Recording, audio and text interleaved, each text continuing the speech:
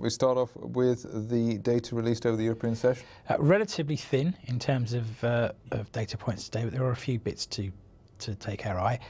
Starting with UK retail sales for June and the month-on-month figure, which came in at minus 0.2% versus the forecasts of plus 0.3 and the prior read of plus 0.3%.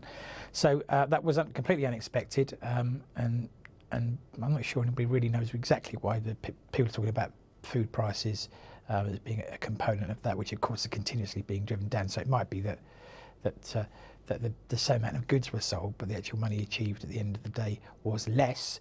If we look at the year-on-year figure, came in at 4% growth, but that was against a forecast of plus 4.9%, so almost 20% undershoot there, and the prior read of plus 4.7. So the Chancellor will be looking at that, and the Bank of England will be looking at that and thinking, is this a one-off, or will we see further declines? And of course, the question now is for a lot of people like clothing manufacturers and clothing suppliers, the retailers there, will they now be slashing prices? Because if people haven't bought their new summer wardrobes by mid-July, they're probably not going to do it without some financial incentives. So, well, I'm not. No, well, there you are. So it's summer's nearly over. Bit of a quandary. Well, it could well be. August isn't always the best month, is it?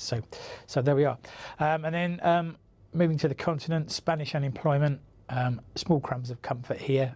For Q2, the unemployment rate 22.37%, ahead of a forecast of 23.1%, and moving down nicely from the prior read of 23.78%.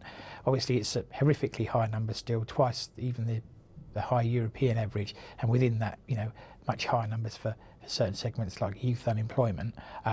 But it is moving in the right direction. How quickly it comes down from here, though, I think is a moot point.